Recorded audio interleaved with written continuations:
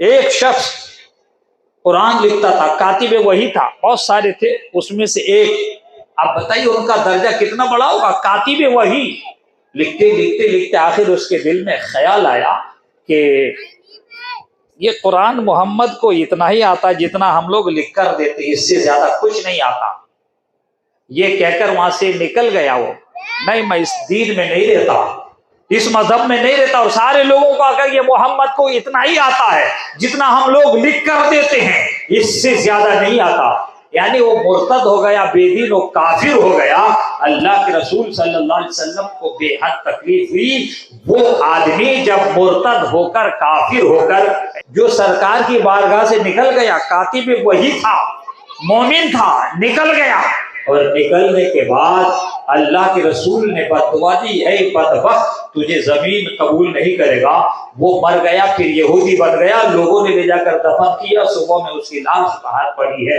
دوسرے دن سمجھا ان لوگوں نے کہ مسلمانوں نے اس کی لاش کو کھود کر نکالا ہوگا، پھر جا کر دفن کیا، دوسری رات بھی اس کی لاش پڑی تھی، تیسری رات ان لوگوں نے یہی سمجھا تھا کہ مسلمانوں نے نکالا ہوگا، تیسری رات اور بڑی گہری قبر کھود کر اس ظالم کو قبر میں دفنایا، تو اس کے بعد بھی اس کی لاش پڑی تھی، تو اس کے لوگوں نے سمجھا کہ یہ مسلمانوں کا کام نہیں، بلکہ قرآن کی صداقت اس کے دل میں بیٹھ گئی، اور کہا کہ نہیں اب اس کو 1000 بار بھی دفنائیں گے تو یہ ایسے ہی باہر آ جائے گا، کیونکہ نبی پاک نے اس کے حق میں دعائے ہلاکت اور بربادی کر دی ہے، اسی لیے زمین اس کو قبول نہیں کرے گی۔ یہ محمد کی زبان سے نکلی ہوئی دعا ہے، اجابت کا صحرا، عنایت کا جوڑا، دلہن بن کے نکلی دعائے محمد، اور اجابت نے جھک کر گلے سے لگایا بڑی ناز سے جب دعائے محمد۔ ہاں، نبی کی دعا جب زبان سے نکل جاتی ہے، اجابت کا دروازہ خود گلے لگاتا ہے، محمد آپ دعا کرو میرے نبی، آپ کی دعا کو بہت جلدی قبول کی جائے گی۔ اور نبی نے اس کے لیے بربادی کی دعا کر دی ہے کہ تجھے زمین قبول نہیں کرے گی، تو اس بدبخت کو زمین نے قبول نہیں کیا۔ یہ دل بھی کثیروں، اسی قرآن پر جو تنقید کرتا ہے، اس قرآن پر جو ایمان نہیں رکھتا ہے، وہ گمراہ ہو جاتا ہے۔ دیکھا نہیں آپ نے وسیم رضوی کو، آج اس کا حال کیا ہے؟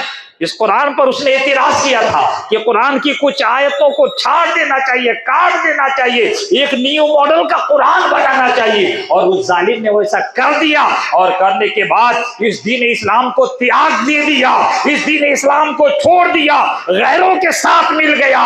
غیروں کے ساتھ ملنے کی وجہ سے اس ظالم کو بھی وہی سزا ملی۔ آج وہ سب پہ بولتا ہے کہ مجھے میرے گھر والوں نے چھوڑ دیا، میرے اہل و عیال نے چھوڑ دیا، ماں باپ نے چھوڑ دیا، بیوی بچوں نے چھوڑ دیا، اور جن کی محبت میں نے قرآن کو، اہل اور مسلمان کو، اسلام کو تیاگ دیا تھا، ان لوگوں نے بھی مجھے چھوڑ دیا، اور دھوبی کے کتے کی حالت ہو گئی میری، نہ گھر کا رہا نہ گھاٹ کا۔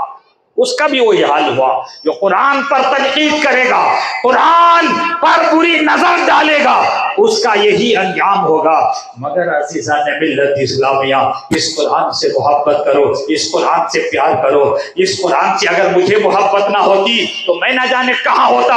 اس قرآن کی ہی کرامت ہے، قرآن ہی کی کرامت ہے، یہ علماء ہمارے بول رہے ہیں، یہ قرآن ہی کی کرامت ہے کہ قرآن کے نام پر اس مدرسہ غریب نواز میں لوگ جمع ہوئے ہیں، یہ قرآن کی ہی کرامت ہے۔ اس کم سن بچی کو اللہ نے حفظ کی توفیق عطا فرمائی، اور حیدرآباد سے یہ اسی چھوٹی بچیاں گلی کوچوں میں نہ جانے کیا کیا کھیل رہی ہوتی ہیں، مگر آج ایک اسٹیج کی زینت بنی ہوئی ہے، آج اسٹیج کی زینت بنی ہوئی ہے۔ یہ قرآن کی کرامت ہے، یہ قرآن کا کرشمہ ہے۔ اس قرآن کو سینے سے لگا لو، عزت والے بن جاؤ گے۔ دیکھا آپ نے اس کمسن بچے کو، اس کے سینے میں قرآن آ گیا تو اس کو اتنی عزت مل رہی ہے کہ دنیا والے محبت کی نظر سے دیکھتے ہیں۔ قرآن سے محبت کرو، कुरान सिर्फ ताक में सजा कर ना रखो, अपनी बच्चियों को जहां जहां आपके मकतब है, मदरसे हैं, उस्ताद भी हैं और जो भी पढ़ाने वाले हैं वहां जाकर अपने बच्चों को कुरान, मगर शर्त यह है कि अहले सुन्नत वाली उस्ताद भी हो, अहले सुन्नत वाले आलिम हो, हाफिज हो। किसी बदअकीदा के पास अगर कुरान पढ़ाओगे तो वही उसी का हाल हो जाएगा। युदिल्लु बिही कसीरा, यानी उस कुरान को पढ़कर वो गुमराह हो जाएगा। अज़ीज़ान मिल्लत इस्लामिया, इस कुरान से मोहब्बत करो। जितनी मोहब्बत इस कुरान से करेंगे ये कुरान आपको उतना ही फायदा देगा। जितना प्यार इस कुरान से करेंगे वो उतना ही आपको फायदा मिलेगा, इस दुनिया में भी और आखिरत में भी।